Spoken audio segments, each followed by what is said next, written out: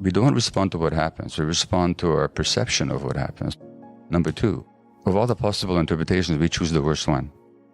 Now, here's the learning. First time in your life that you felt hurt and angry, that when you perceived somebody didn't care about you or didn't respect you? Or has it happened before? So whether you're going to hell or you're on the way to heaven, it all happens up here, which is such a powerful teaching, because this is what we can work on. You can see yourself as the victim of the world and trying to change the world so that they won't hurt you anymore, or you can actually empower yourself. And that's what the healing is all about.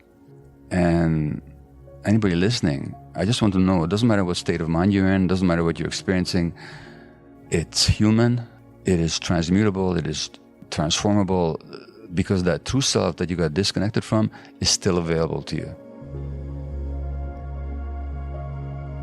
A quote, which I love, it's from one of my favorite teachers, and his name is A.H. Almas.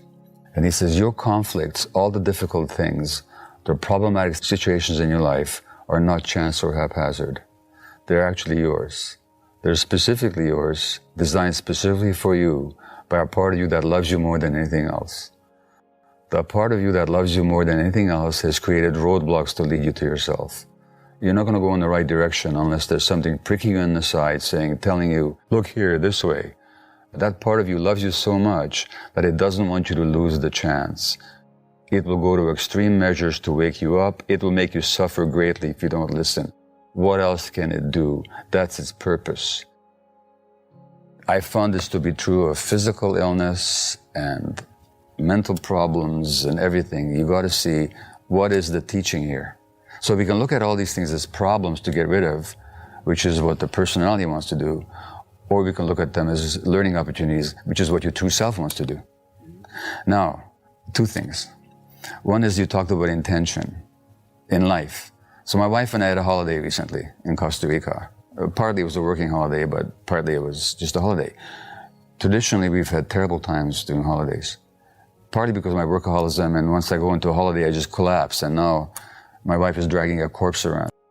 So this time, we actually went into the holiday with intention. This is nothing to do with psychedelics. Just to do that, we set an intention. What is our intention? And if we have an intention, I've learned from a couple of very wise teachers, what structures do we want to set up to support our intention? And how are we going to handle when there's kind of disagreement or conflict? We had a beautiful holiday because it was the first intentional holiday that we've had. So that intention in life in general is absolutely essential. Like every morning, what is my actual intention? This is something I do in my groups or when I teach. I ask people to tell me some recent episode when they're upset with somebody with their lives. Something that they're open to sharing. So it doesn't have to be anything sordid or thing, but just something, whether it's your spouse, partner, the bus driver, a friend.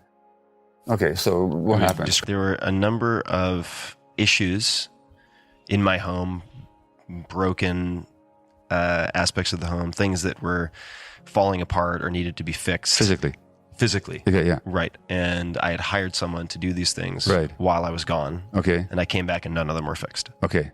And your emotional reaction was? Anger. Rage. Anger, okay. Anything else besides anger? Frustration. I was disappointed. Disappointed is sadness. Well, disappointed is not so much an emotion as a state of mind. I'm asking what the emotions were. What's inside disappointment? Something didn't happen, I wanted it to happen. How do I feel? Isn't there sadness there? Yeah, sadness. So there's anger and sadness. Those are the emotions. Mm-hmm. So I'm going to ask you a silly question. What were you sad and angry about?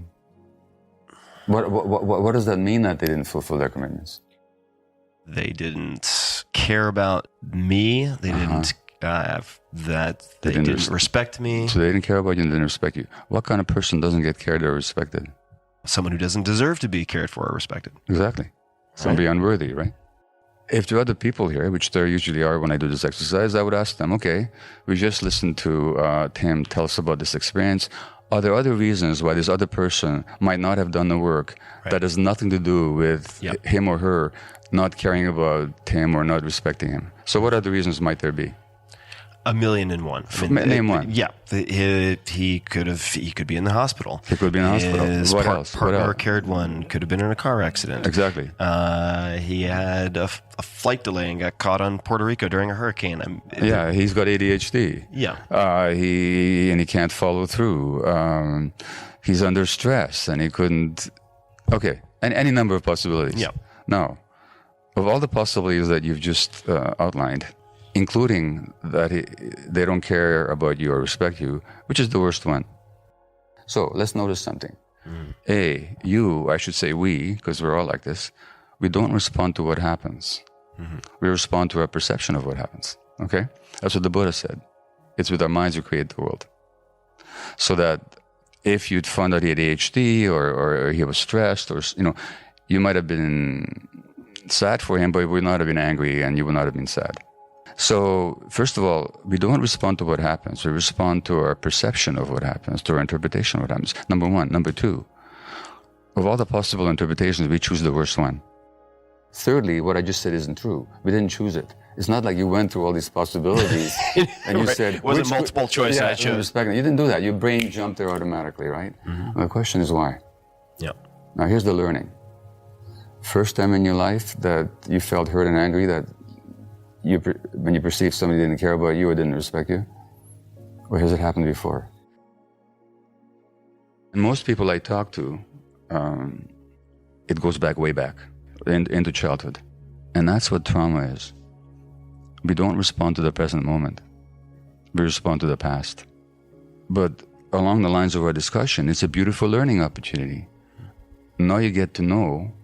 Now, what if you assumed for a moment that you're the most lovable, most worthy of care, most worthy of respect person in the history of the universe, and this guy doesn't do your home? What's your response? Any number of the other options, which does not trigger an intense negative emotional state. Yeah. So something in you, I would argue, still believes that you're not worthy of care and respect, and that's what gets triggered. So who's the one that doesn't care about you, and who's the one that doesn't think you're worthy of respect? No, it'd be me. It'd be you. No, that's a learning. No, it is. And this is exactly what you're talking about. You're saying how these difficult things, how these problems are always teaching opportunities. And that's the beauty of healing, is that when you reframe things and you actually see the source within ourselves, all of a sudden, that's liberating. Because guess what? If you're feeling that way because this guy did this or didn't do that, that makes you a victim. But if you see that you're the source, now you're powerful. So whether you're going to hell or you're on the way to heaven, it all happens up here, which is such a powerful teaching, because this is what we can work on. If we're victims of the world, Ramana Maharshi, who's a great Indian guru, he said something like, if your foot hurts when you walk outside, you can do two things. One is to wrap the whole world in burlap, or you can get a pair of shoes. You can see yourself as the victim of the world and trying to change the world so that they won't hurt you anymore, or you can actually empower yourself. And that's what the healing is all about. And anybody listening, I just want to know, it doesn't matter what state of mind you're in, it doesn't matter what you're experiencing, it's human, it is transmutable, it is transformable, because that true self that you got disconnected from is still available to you. So it's not a question of just talking about what happened in the past. It's a question of how do we reconnect to ourselves. And what you're describing about your own state, if I can put it in one sentence, you'd probably agree with me that you're probably much more connected to yourself than you used to be. 100%. Yeah. 100%. That's the prerequisite. I mean, that's why I feel the way I described. Exactly.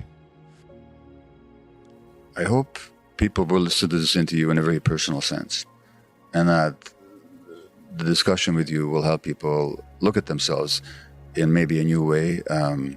So rather than self-judgment about stuff that went wrong or they did to themselves or others, they get curious. What made me do that?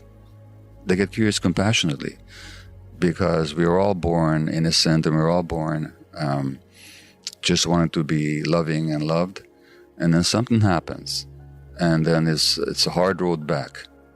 But I hope that this conversation helps people reconnect with that path, or encourage them to continue on it. And then secondly, not to see it as an individual issue. It's a social issue. We live in a society that really does disconnect people. And so it's not just an individual problem or an individual family problem. It's multi-generational. We never even talked about the multi-generational nature of trauma, but it is. We pass this on from one generation to the next, not because we intend to, but because we can't help it. So it needs to be looked at in deep over the generations and broadly as the function of a whole society. So that the Buddha said that without the many, there cannot be the one, without the one, there cannot be the many. And he talked about the interconnected co-arising of phenomena. So we are social creatures, our brains are wired together. So whatever you're dealing with, you have to look at not just the individual internal environment, but also the broader social and cultural environment of which you're one particular manifestation.